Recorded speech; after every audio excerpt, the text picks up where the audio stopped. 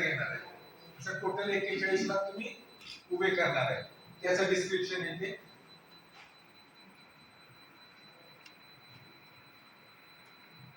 आता तुमच्या सीएने तुम्हाला हे कॅल्क्युलेशन करून दिलेलं आहे का नाही माहित नाही. याच्यामध्ये काही फायनान्शियल इंडिकेटर असतात. हा प्रोजेक्ट रिपोर्ट तुम्ही बँकेच्या मॅनेजरच्या समोर ठेवला, याच्यामध्ये तो आकडे बघून ठरवतो की हा प्रोजेक्ट फिजिबल आहे का नाही आणि याला कर्ज द्यायचं का नाही. जसं याच्यामध्ये ब्रेक इव्हन पॉईंट म्हणजे तुमचा किती टक्के धंदा झाला की तुम्ही नो प्रॉफिट नो लॉस स्टेजला येतात, ते याच्यामध्ये जवळपास 30% आहे. नंतर 3 नंबरचं जे आहे इंटरनल रेट ऑफ रिटर्न्स म्हणजे तुमचं नेट प्रॉफिट आहे, 14% दाखवलेलं आहे.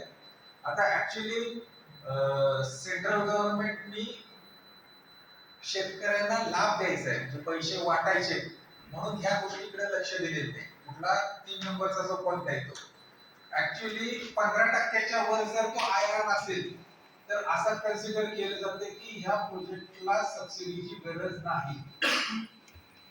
पण आपल्या केसमध्ये आपल्याकडे 30-35% पण आयआर दाखवला तरी सुद्धा गव्हर्नमेंटने प्रोजेक्टला तुमच्या मंजुरी दिलेली आहे, नाहीतर ते सगळे प्रोजेक्ट कॅन्सल झाले. तुम्ही स्मार्ट आरजीएम किंवा बाकीच्या योजना आहेत, या योजनांमध्ये आयआर जर 15%च्या वर असेल तर एकाही प्रोजेक्टला सबसिडी दिलेली नाहीये. त्याच्यानंतर 4 नंबरचा पॉइंट आहे तो पेबॅक पिरियड म्हणजे तुम्ही जी कॅपिटल इन्व्हेस्टमेंट 41 लाखाची केलेली आहे ती किती वर्षामध्ये निघून येईल. तर याच्यामध्ये हे जे प्रोजेक्ट रिपोर्ट आपण बनवलेला आहे याच्यानुसार याच्यामध्ये असं दिसतं की हे 4.5 वर्षामध्ये साधारण ही कॉस्ट निघून येणार आहे. आणि शेवटचा जो रेशो आहे डेब्ट सर्व्हिस कव्हरेज रेशो हा 3.14 आहे. हा रेशो जर साधारण 1.5 किंवा 1.5च्या खाली असेल तर बँक कर्ज देत नाही. त्याचा अर्थ असा होतो 1.5च्या खाली रेशो जर असेल तर ह्या प्रोजेक्ट मधनं बँकेचं रिपेमेंट होऊ शकत नाही. हा कायम 2 ते 2.5च्या वरती पाहिजे.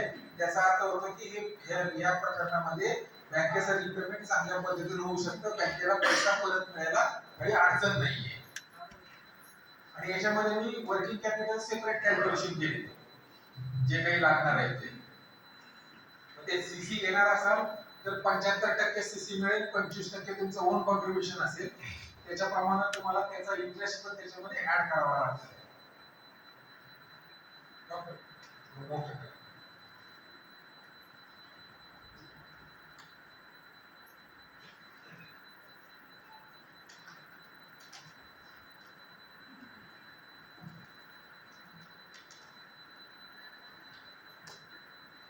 आता ते मगाशी मी सांगितले की बँक मॅनेजरचा प्रश्न विचारतो का नाही, त्याचं एक पान आपल्याला सीए कडनं करून घ्यायचं असतं. या पानामध्ये तुमच्या सगळ्या प्रश्नाची उत्तरं असतात या पानामध्ये.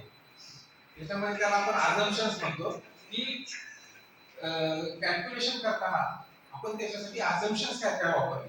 जसं आता स्पेसिस गोट ब्रीड कुठलं आहे उस्मानाबादी, युनिट टाइप कुठलं आहे, युनिट कशाचं आहे तर ब्रीडर फार्मचं युनिट आहे. त्याच्यानंतर पर्पस काय आहे पिल्लं तयार करणं फीड्स प्रोडक्शन. त्याच्यानंतर किती शेळ्या ठेवणार आहे 200, मेल किती ठेवणार आहे 10, मेल टू फिमेल रेशो किती आहे म्हणजे किती मागे एक नर ठेवणार आहे 20 मागे एक ठेवणार आहे. हेच प्रश्न बँक मॅनेजर ह्याच्यातच बघून विचारतो. याच्यात तुम्हाला सगळे उत्तर दिलेली आहेत, फक्त तुम्ही उघडून बघत नाही म्हणून तुम्हाला माहित होत नाही. त्याच्यानंतर फार्मिंग टाइप कसले झिरो ग्रेजिंग म्हणजे स्टॉल फीडिंग करणार आहे, आपण चरायला नेणार नाहीये. फीडिंग सिस्टीम कशाची आहे, चारा कट करून आणणार आहे आणि कुटी करून जनावरांना घालणार आहे. Feed and fodder on cultivation आहे. त्याच्यानंतर इनहाऊस स्पेस जे शेड बांधणार आहे त्याच्यामध्ये आपण मादीला 10 स्क्वेअर फूट जागा दिलेली आहे आणि जे बाहेर ओपन पॅडा करणार आहे त्याच्यामध्ये आपण 15 स्क्वेअर फूट एका मादीला जागा देणार आहे. मग 3000 स्क्वेअर फुटाचा ओपन पॅडा होईल. लँड किती लागणार आहे, प्रोजेक्ट 200चा आहे, 2.5 एकर लँड लागणार आहे. त्याच्यानंतर लेबर 2 लागणार आहे, एम्प्लॉयमेंट 2 जणांना जनरेट होणार आहे.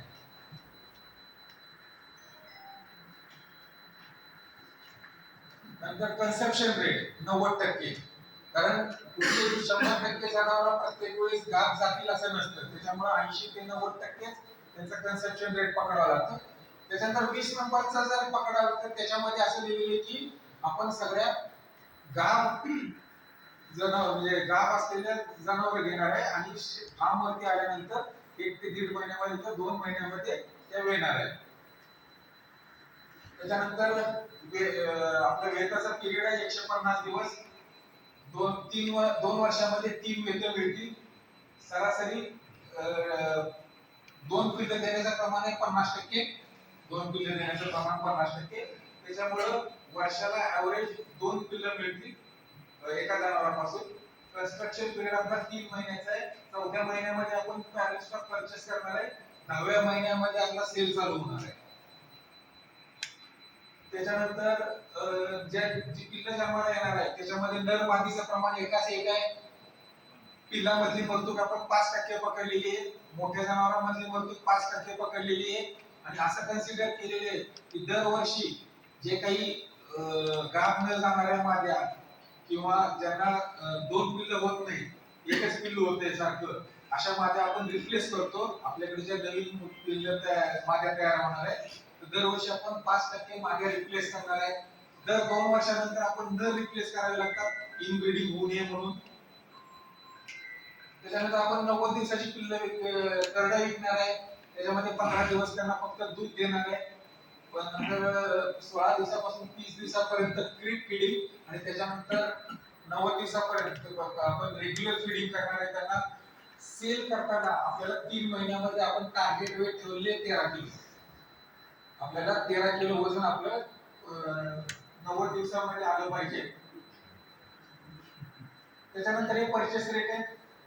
सर ते इनब्रीडिंग न होण्यासाठी जे बोकड खरेदी करायचे आहेत तर ते जसे मादीच्या बाबतीत स्वतःची